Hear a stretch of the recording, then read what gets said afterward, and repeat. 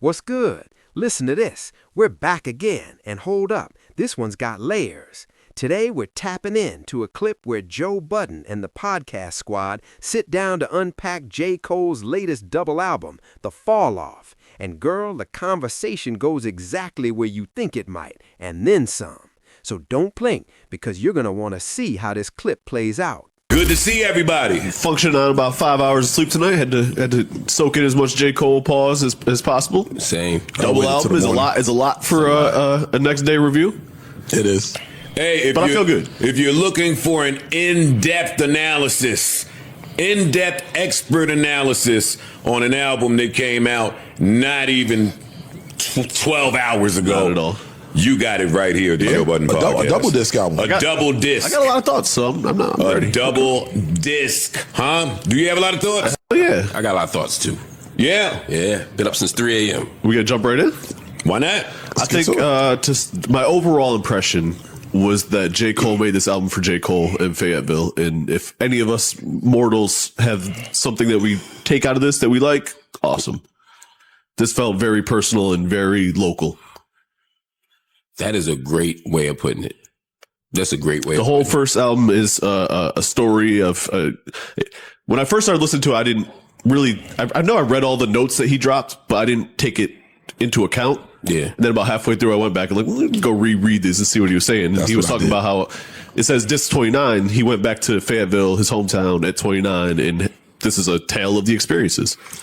And I think it's that first disc for me is interesting because it's some of whatever J. Cole is good at, I think you see him at his best here. Like bars wise, I think he's up. Storytelling, he's up. Storytelling was the main strength of this album. I mean, storytelling is crazy. The whole album is a story. Both discs is stories. Mm-hmm. Yeah. But there are moments, particularly in the first disc, where I just, to your point about he made it for him. Yeah. Some of the production, some of the beat choices. I feel like J. Cole, I loved him rapping on every song, and there are songs where I was like, this song would be better with a more grandiose beat, with a bit like, oh yeah, you know, it felt, some of it I love because it felt like boom bap from '94. Some of it I love, it was perfect for me in my headphones. Yeah, but for who I think the audience wants him to be, and for the kind of goal I would want his quote unquote final album to be, sometimes I wish there were some different people. Like the Alchemist beat is amazing, right? Like I love that. He always got to find the drums on the Alchemist beat. I wanted more of that. I want a little bit more of that production wise, but storytelling, there was a few songs that had me in a chokehold. Just to name a couple real quick. Safety. Safety had me. I love Safety. I love Bunch Road Blues, and I love Drum and Bass. Those three for me were like on this, like the standouts on that first disc, and it was great. The production, I think, is mostly T-Minus. He's an executive producer, and J. Cole as well. They handled a bulk of it. You could tell. Yeah, I didn't love the production, but I didn't hate it either. I thought it was fine, and I think that for an album that is mostly based on storytelling, you kind of have to have beats like that. I think that those kind of beats, whether we want to hear exciting or not to say they're not exciting, because they're knocking, drums are knocking, They're bass not is bad. knocking. It's fine. Bad. For his last album, I don't want to say like, oh, the production was fine. Well, we don't know. We don't know that it's his last. Or what? We can't.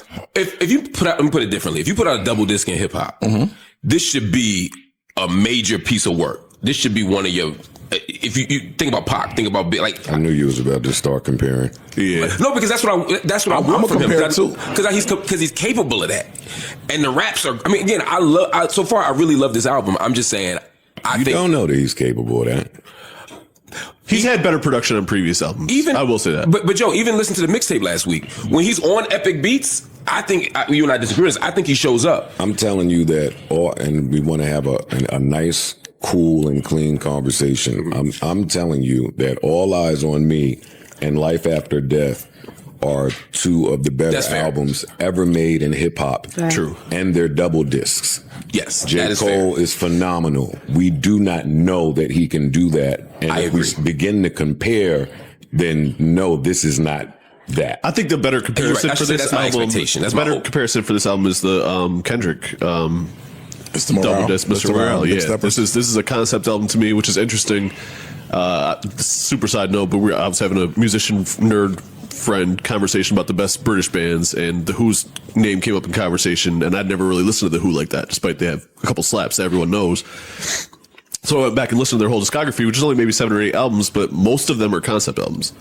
So I'm already kind of in concept album mode when I heard that, and I thought that was a little interesting. That's a good and I also thought that him kind of ragging on Kendrick during the battle, granted it was a battle, so all things are not to be taken super serious. He ragged on Kendrick for his double disc, which was a concept album, and then A lot of rap fans are saying, hold up, Cole didn't make this for numbers or playlists. He made it for himself and his city.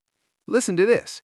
The whole project leans heavily into storytelling, and it's one of those albums that sinks its teeth into you deeper the more time you actually spend with it. Halfway through the first disc, I went back and read them letters. Yeah. The notes. And I said, okay, I get it. Because disc 1 wasn't for me.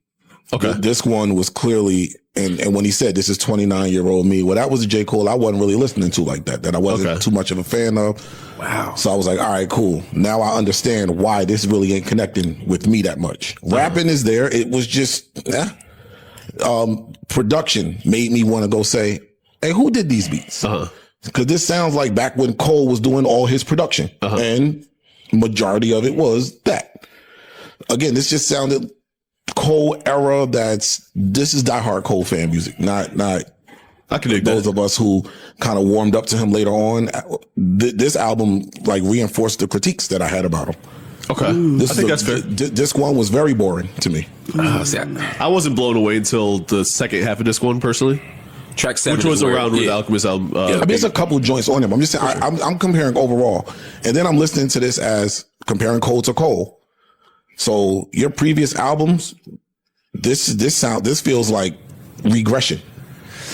Oh wow. See, I get that and I understand that. I think that again, this album is for him and for his hometown. So I can't compare this to albums that he was swinging for the fences a little bit more from a commercial standpoint.